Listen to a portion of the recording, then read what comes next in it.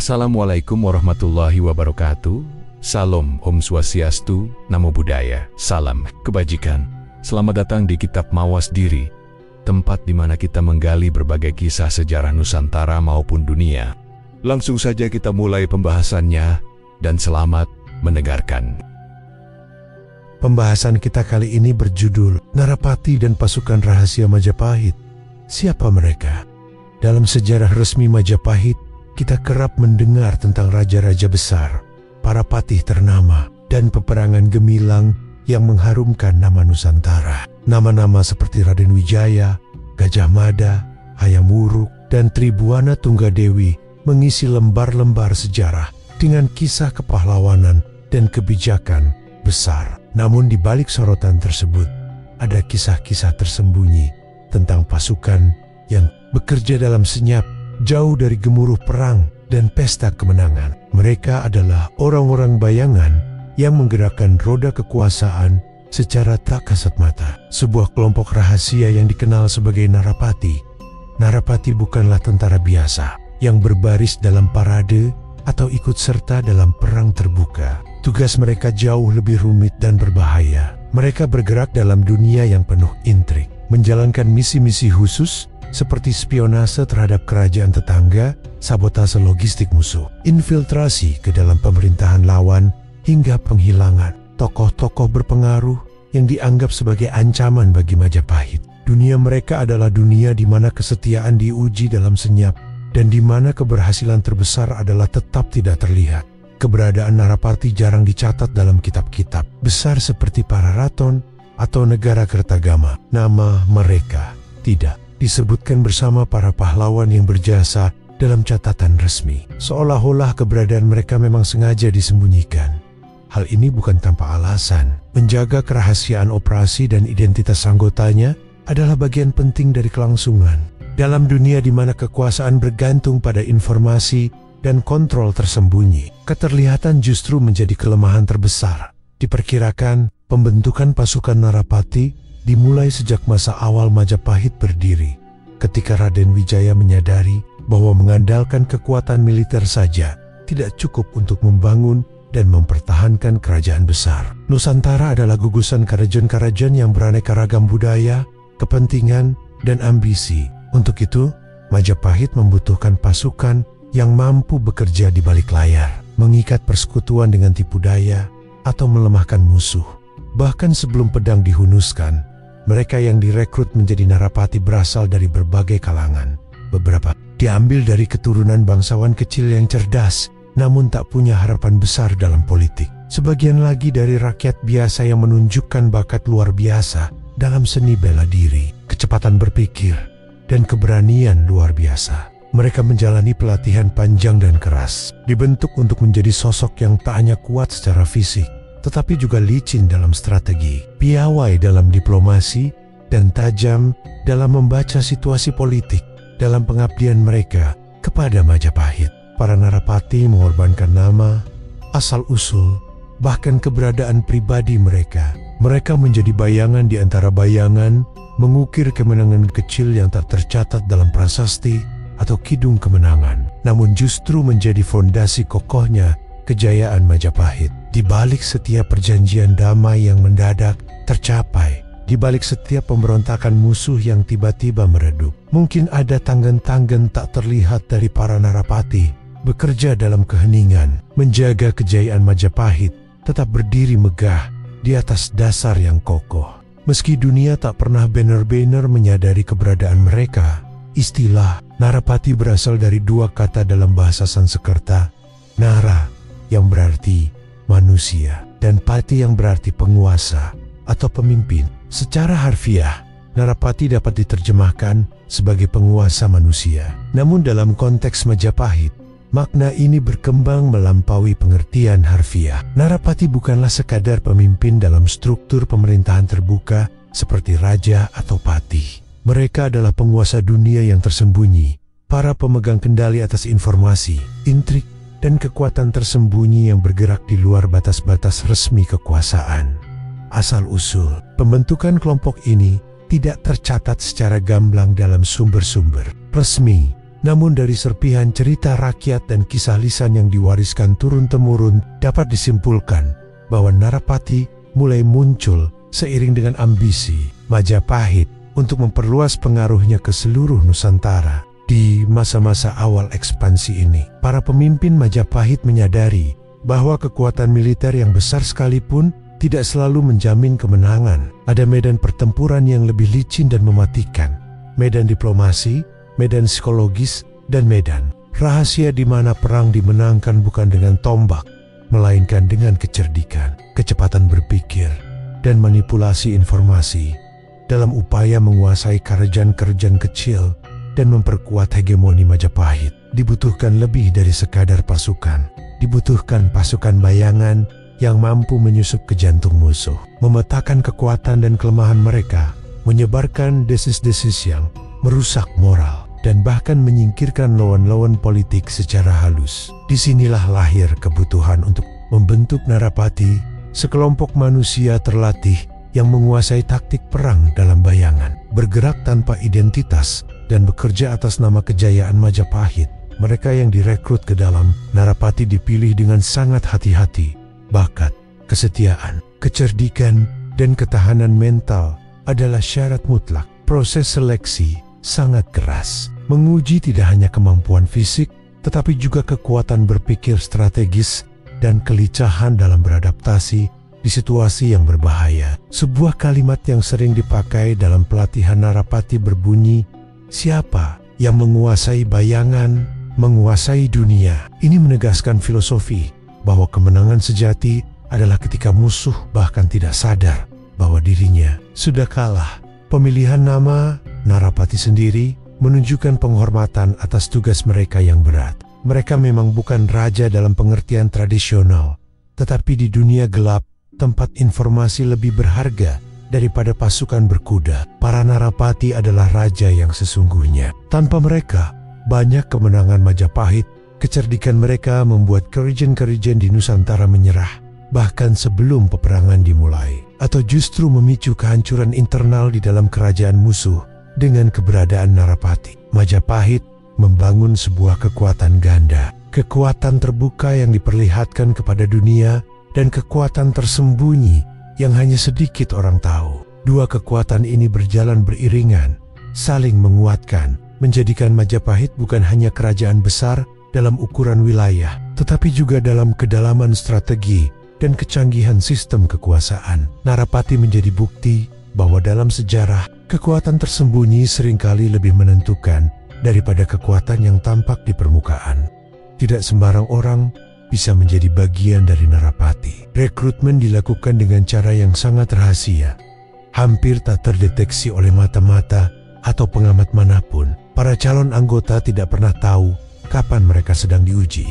Mungkin adalah anak-anak biasa di desa terpencil, remaja berbakat dari keluarga sederhana, atau bahkan keturunan bangsawan kecil yang dianggap tidak terlalu penting oleh lingkaran istana. Para pencari bakat Narapati tersebar di berbagai daerah kekuasaan Majapahit, mengamati secara diam-diam siapa saja yang menunjukkan potensi luar biasa dalam bidang yang tidak hanya mencakup kemampuan bertarung, tetapi juga kecerdikan berpikir, kepiawaian dalam berbicara, dan ketajaman membaca situasi. Begitu seorang calon dianggap memenuhi syarat, ia akan diambil dengan berbagai cara yang tidak mencolok. Ada yang diculik dalam situasi yang disamarkan sebagai kecelakaan. Ada pula yang dibujuk melalui perantara untuk mengikuti pendidikan kehormatan di pusat kekuasaan Majapahit. Keluarga mereka jarang diberitahu kebenaran. Dalam banyak kasus, keluarga hanya menerima kabar bahwa anak mereka telah dipilih untuk tugas mulia. Suatu kehormatan yang tidak boleh dipertanyakan setelah terpilih. Para calon Narapati dibawa ke pusat-pusat pelatihan tersembunyi. Lokasi-lokasi ini seringkali berada di pedalaman hutan lebat, di balik sungai-sungai besar yang jarang dilalui orang, atau di lereng-lereng gunung yang diselimuti kabut sepanjang tahun. Tempat-tempat tersebut dipilih bukan hanya karena sulit dijangkau, tetapi juga untuk menciptakan suasana isolasi total. Di sana, dunia luar seakan-akan tidak ada. Para calon dididik dalam berbagai disiplin ilmu, jauh melampaui pelatihan militer biasa. Pelatihan fisik menjadi dasar yang keras. Mereka diajarkan seni bela diri tradisional, teknik bertahan hidup di alam liar, kemampuan melarikan diri dan menghilang tanpa jejak, hingga teknik membunuh secara cepat dan tanpa suara. Namun lebih dari itu, pelatihan mental mereka jauh lebih. Mereka harus belajar mengenali berbagai dialek Nusantara, memahami adat istiadat lokal, mengenal psikologi massa, mempelajari seni diplomasi, dan membaca perubahan dalam struktur kekuasaan seperti seorang ahli strategi ulung, penyamaran menjadi keahlian wajib. Setiap anggota Narapati harus mampu berganti identitas secepat mengganti pakaian. Mereka belajar menjadi petani, pedagang, seniman, biksu, atau bahkan pelayan istana. Tergantung pada misi yang diberikan. Dalam dunia Narapati, tidak ada peran kecil. Semua identitas, sekecil apapun, bisa menjadi alat untuk menyusup ke jantung kekuasaan musuh. Tak sedikit yang menghabiskan waktu belasan tahun di dalam sistem pelatihan ini sebelum akhirnya dinyatakan layak menjalankan misi. Tidak pernah lulus, tersisih karena kegagalan fisik, mental, atau ketidakmampuan menjaga rahasia. Hanya mereka yang mampu bertahan di tengah tekanan luar biasa, yang sanggup mengubur identitas pribadi mereka, yang akhirnya diberi kehormatan memakai nama Narapati. Proses ini melahirkan individu-individu yang bukan hanya kuat. Mereka adalah bayangan hidup, bergerak melintasi kerajaan-kerajaan, memengaruhi jalannya sejarah tanpa pernah tercatat dalam lembaran resmi. Di tangan mereka, Majapahit mengukuhkan kejayaan dengan cara-cara yang dunia luar tak pernah benar-benar pahami pada masa pemerintahan Hayam Wuruk. Ketika Majapahit mencapai puncak kejayaannya, peran Narapati justru menjadi semakin penting, dan kekuasaan yang meliputi hampir seluruh Nusantara bukan hanya hasil peperangan terbuka dan perjanjian diplomatik, tetapi juga buah dari operasi-operasi tersembunyi yang dijalankan dengan cermat oleh para Narapati. Di balik kesuksesan ekspansi wilayah, tersembunyi tentang misi rahasia yang menentukan jatuh bangunnya. Banyak kerajaan kecil sebelum satu panah pun dilepaskan di medan perang.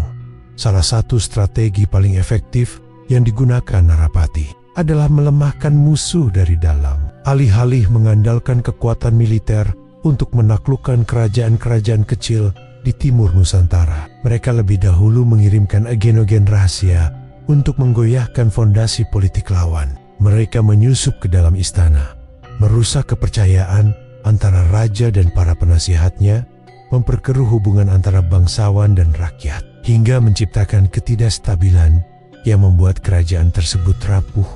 Bahkan sebelum pasukan Majapahit tiba, banyak catatan lisan yang menceritakan bagaimana utusan-utusan dari kerajaan-kerajaan kecil mendatangi Majapahit dengan sikap lunak dan penuh ketakutan. Bukan semata karena ngeri terhadap kekuatan militer Majapahit, tetapi karena mereka sadar bahwa internal kerajaan mereka telah dipenuhi ketidakpercayaan, kerusuhan, dan ketidakpastian. Dalam keadaan demikian, menyerah kepada Majapahit menjadi pilihan paling aman untuk mempertahankan kekuasaan mereka, walaupun hanya sebagai raja bawahan. Contoh operasi sukses Narapati bisa dilihat dalam integrasi wilayah-wilayah seperti Bali, Lombok, dan beberapa bagian Sulawesi. Di beberapa wilayah ini, sebelum bala tentara Majapahit berlabuh, berita tentang kudeta internal, pembelotan bangsawan, hingga kerusuhan rakyat sudah lebih dahulu merebak. Para Narapati menyebarkan kabar palsu, membujuk para pejabat penting untuk berkhianat, atau bahkan mengatur pembunuhan politik terhadap tokoh-tokoh yang menentang dominasi Majapahit. Semua ini dilakukan dengan metode yang begitu halus sehingga tidak meninggalkan jejak. Keterlibatan langsung Majapahit, selain menggoyahkan lawan, para Narapati juga bertugas menjaga stabilitas internal Majapahit itu sendiri. Mereka mengawasi para adipati, bangsawan, dan pejabat tinggi agar tetap setia kepada Hayam Wuruk. Jika ada tanda-tanda pengkhianatan, langkah-langkah cepat diambil. Peringatan rahasia, pengasingan halus, atau dalam kasus ekstrem, penghilangan tanpa bekas. Semua dilakukan dalam senyap, menjaga ilusi bahwa Majapahit adalah kerajaan yang utuh dan harmonis di mata dunia luar. Peran Narapati di era Hayam Wuruk tidak hanya membuat Majapahit menjadi kekuatan militer besar, tetapi juga kekuatan psikologis dan politik yang luar biasa. Mereka menjadikan kerajaan ini sebagai entitas yang disegani, bukan hanya karena pedangnya, melainkan karena kecerdikannya dalam mengendalikan kekuasaan tanpa perlu selalu menghunus senjata. Dalam dunia yang penuh dengan tipu daya dan perubahan cepat, keberadaan Narapati adalah salah satu rahasia terbesar yang menjaga kejayaan Majapahit tetap bertahan lebih lama daripada banyak kerajaan lain di masanya. Mahapati Gajah Mada adalah sosok yang tak terpisahkan dari kisah kejayaan Majapahit. Namanya terukir dalam sejarah sebagai pemimpin yang gigih, mewujudkan cita-cita Nusantara bersatu di bawah Panji Majapahit. Sebuah tekad yang ia ikrarkan dalam Sumpah Palapa yang legendaris. Namun, di balik gemuruh kisah-kisah perang besar dan diplomasi terang-terangan, ada sisi lain dari perjuangan Gajah Mada yang jarang dibicarakan. Hubungan rahasianya dengan pasukan Narapati. Gajah Mada bukan hanya seorang pemimpin militer ulung, tetapi juga seorang ahli strategi yang memahami betul bahwa kemenangan terbesar tidak selalu diraih di medan perang. Ia menyadari bahwa peperangan fisik, meski mampu menundukkan musuh, akan menguras sumber daya Majapahit, melemahkan ekonomi, dan menimbulkan ketidakpuasan di dalam negeri. Maka, dalam menjalankan Sumpah Palapa, Gajah Mada menempuh jalan lain yang lebih halus namun tidak kalah efektif. Strategi, bayangan yang dijalankan melalui tangan-tangan tersembunyi para Narapati Bonyak Katitan. Lisan dan isyarat dalam naskah-naskah kuno yang menyebutkan adanya jaringan mata-mata Majapahit yang tersebar di berbagai kerajaan.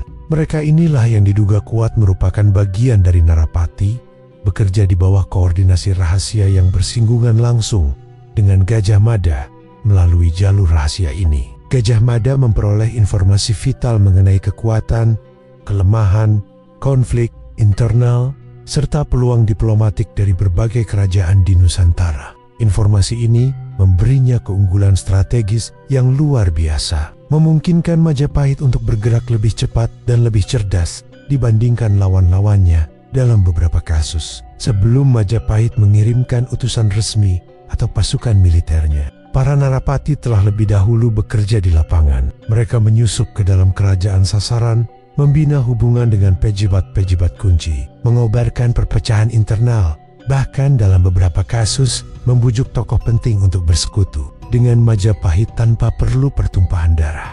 Dengan cara ini, banyak kerajaan yang tunduk atau menjadi bagian dari Majapahit tanpa harus melalui perang besar, melainkan melalui permainan politik yang canggih. Gajah Mada sendiri dalam berbagai pertemuan penting kerap membawa penasihat, bayangan yang tidak tercatat dalam struktur resmi pemerintahan. Orang-orang inilah, menurut beberapa sejarawan, yang menjadi penghubung antara Mahapati dan jaringan Narapati. Mereka tidak pernah tampil di muka umum, tetapi keberadaan mereka terasa dari ketepatan strategi dan ketepatan waktu setiap gerakan. Politik Majapahit, meskipun hubungan ini tidak pernah secara eksplisit dicatat seperti negara Kertagama, pola kejadian dan hasil-hasil politik di era Gajah Mada mengindikasikan adanya operasi tersembunyi yang sangat terorganisir. Kemenangan demi kemenangan politik Majapahit terlalu bersih dan terlalu terencana untuk sepenuhnya disandarkan pada kekuatan militer semata dengan kecermatan dan kecerdikannya. Gajah Mada memanfaatkan Narapati sebagai senjata rahasia, mempercepat tercapainya cita-cita Sumpah Palapa. Ia memahami bahwa menguasai Nusantara bukan hanya soal mengalahkan musuh di medan laga, tetapi juga tentang menguasai arus informasi, mengendalikan alur keputusan, dan mematahkan semangat perlawanan bahkan sebelum musuh menyadari dirinya telah dalam bayang-bayang itulah hubungan antara Mahapati besar ini dan pasukan Narapati menjadi pilar tersembunyi di balik kejayaan Majapahit yang abadi. Untuk menjaga keberadaan mereka tetap tersembunyi, Narapati mengembangkan sistem komunikasi yang sangat rumit dan cerdik. Dalam dunia di mana satu kesalahan kecil bisa berarti kematian atau terbongkarnya seluruh jaringan, kerahasiaan adalah segalanya. Maka Narapati tidak hanya mengandalkan pesan lisan yang dibawa mulut ke mulut, melainkan menciptakan bahasa sandi simbol-simbol aneh, serta isyarat tubuh tertentu yang hanya dapat dimengerti oleh sesama anggota. Salah satu bentuk komunikasi yang paling umum adalah penggunaan bahasa sandi yang diselubungi dalam percakapan sehari-hari. Kata-kata yang tampak biasa bagi orang awam sebenarnya menyimpan makna tersembunyi. Misalnya, hujan turun di utara bisa berarti bahwa sebuah pasukan musuh bergerak, sementara angin dari barat bertiup kencang dapat menandakan perubahan kekuasaan di sebuah kerajaan kecil. Dengan teknik ini, pesan-pesan penting bisa disampaikan di tengah keramaian tanpa menimbulkan kecurigaan. Selain bahasa terselubung, surat-surat yang dikirim antar agen Narapati juga dipenuhi simbol-simbol aneh. Tulisan-tulisan itu menggunakan huruf yang diubah bentuknya, susunan kata yang membingungkan, atau bahkan kombinasi gambar kecil yang membentuk makna tertentu. Seorang pembawa pesan biasa yang menyampaikan surat itu mungkin tidak akan pernah tahu bahwa di dalamnya tersembunyi perintah untuk menggulingkan seorang adipati atau menghasut pemberontakan di sebuah wilayah. Bahkan, banyak surat dibuat sedemikian rupa sehingga jika jatuh ke tangan musuh, artinya akan tampak sebagai syair atau catatan dagang biasa. Namun, metode yang paling halus dan mengagumkan adalah penggunaan tembang dan syair. Di Majapahit, tembang adalah bagian penting dari budaya masyarakat. Dinyanyikan dalam upacara, hiburan, bahkan sebagai pengantar tidur. Narapati memanfaatkan hal ini untuk menyisipkan pesan-pesan rahasia dalam lirik tembang. Bait-bait yang tampak menggambarkan keindahan alam atau kisah cinta sederhana sebenarnya bisa saja berisi informasi tentang pergerakan pasukan, rencana diplomatik, atau instruksi operasi rahasia. Setiap suku kata, intonasi, bahkan urutan nada bisa membawa makna tersirat yang hanya dipahami oleh mereka yang sudah dilatih untuk membacanya. Terdapat pula isyarat tubuh dan gerakan tangan yang menjadi bagian dari sistem komunikasi Narapati. Dalam pertemuan singkat di pasar, di jalanan, atau di dalam istana, seorang agen Narapati bisa memberi perintah, mengonfirmasi identitas, atau mengatur pertemuan lanjutan hanya melalui cara mereka menganggukkan kepala, melambaikan tangan, atau menggeser posisi kaki. Gerakan-gerakan ini sangat halus, hampir tak terlihat bagi orang yang tidak terlatih, namun membawa arti yang dalam bagi sesama anggota. Sistem kode yang kompleks ini membuat Narapati hampir mustahil untuk diidentifikasi atau dihancurkan dari luar. Mereka bisa bergerak di tengah masyarakat tanpa meninggalkan jejak mencolok, menjalankan misi besar di balik rutinitas harian, dan mempertahankan rahasia kerajaan dalam situasi paling genting sekalipun. Di tengah dunia Majapahit yang penuh intrik dan persaingan kekuasaan, sistem komunikasi ini menjadi tameng tak kasat mata yang menjaga kekuatan bayangan tetap hidup dan berpengaruh. Seiring dengan melemahnya Majapahit pada abad ke-15, pasukan rahasia yang dikenal dengan nama Narapati pun mengalami nasib yang sama. Kejatuhan Majapahit disebabkan oleh berbagai faktor, konflik internal, serangan dari luar, dan pergeseran kekuasaan di dalam kerajaan. Di tengah kehancuran ini, banyak anggota Narapati yang kehilangan arah dan tujuan. Tanpa adanya kejayaan kerajaan yang bisa mereka lindungi, mereka menjadi terpecah belah, terombang-ambing antara loyalitas terhadap kerajaan yang mulai runtuh dan survival di dunia yang penuh ketidakpastian. Beberapa di antara mereka berbalik menjadi bandit, menggunakan keterampilan yang mereka pelajari untuk bertahan hidup dengan merampok dan menjarah. Ada juga yang bergabung dengan tentara bayaran, menjual kemampuan mereka kepada siapa saja yang dapat membayar. Keterampilan dalam penyamaran, infiltrasi, dan sabotase yang dulu digunakan untuk kepentingan Majapahit kini menjadi alat untuk keuntungan pribadi atau kepentingan kelompok lain. Namun, sebagian kecil dari mereka memilih untuk melanjutkan peran mereka di kerajaan-kerajaan kecil yang muncul pasca keruntuhan Majapahit. Mereka seringkali berperan sebagai mata-mata atau agen rahasia di bawah pemerintahan baru, menyusup ke dalam kerajaan-kerajaan yang berusaha mengisi kekosongan kekuasaan yang ditinggalkan oleh Majapahit. Seiring berjalannya waktu, Kibrat Narapati hanya bertahan dalam bisik-bisik rakyat. Mereka menjadi bagian dari legenda, seringkali diselimuti oleh mistisisme dan cerita-cerita tak kasat mata. Dikenal sebagai bayangan dalam sejarah, peran mereka tetap mengundang rasa penasaran. Meskipun kehadiran mereka tak lagi memiliki kekuatan seperti dulu, kejayaan mereka menjadi bagian dari mitos yang terhapus oleh waktu. Namun jejak-jejak mereka tetap hidup dalam kisah-kisah rakyat yang terus diceritakan turun-temurun. Meskipun nama mereka hampir tenggelam dalam sejarah, jejak Narapati tetap terasa dalam perjalanan panjang politik dan kekuasaan Nusantara. Meskipun tidak tercatat secara resmi dalam banyak sumber sejarah, konsep yang mereka ciptakan mengenai jaringan intelijen, infiltrasi diplomatik, dan operasi rahasia memainkan peran penting dalam dinamika kekuasaan di wilayah Nusantara pada masa-masa selanjutnya.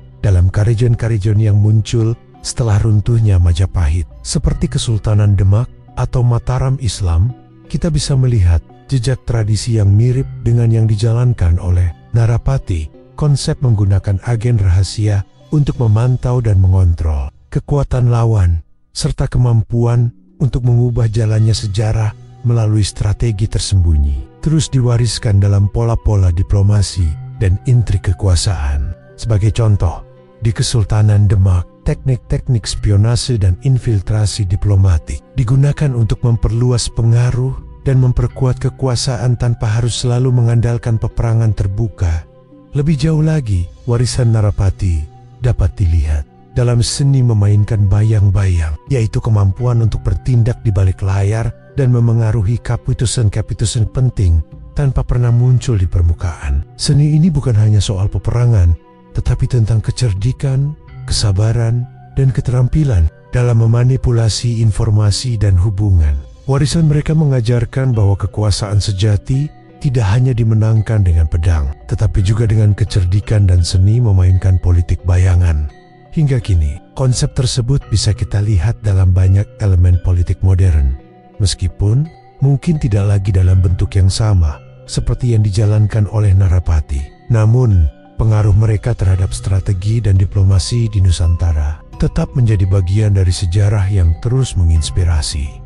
Demikianlah kisah tentang Narapati, bayangan di balik kejayaan Majapahit yang selama ini tersembunyi dari catatan sejarah resmi. Mereka adalah sosok-sosok yang membuktikan bahwa kekuasaan tidak hanya ditentukan di medan perang, tetapi juga di balik layar, melalui kecerdikan, kesabaran, dan strategi yang rumit. Meskipun jejak mereka perlahan memudar di telan waktu, warisan mereka tetap hidup dalam semangat diplomasi, kecerdasan politik, dan seni menyusun kekuatan tanpa suara. Semoga kisah ini menginspirasi kita untuk terus menggali sisi-sisi tersembunyi sejarah Nusantara dan menghargai peran para tokoh bayangan yang turut membentuk perjalanan bangsa kita. Sampai jumpa dalam penjelajahan sejarah berikutnya.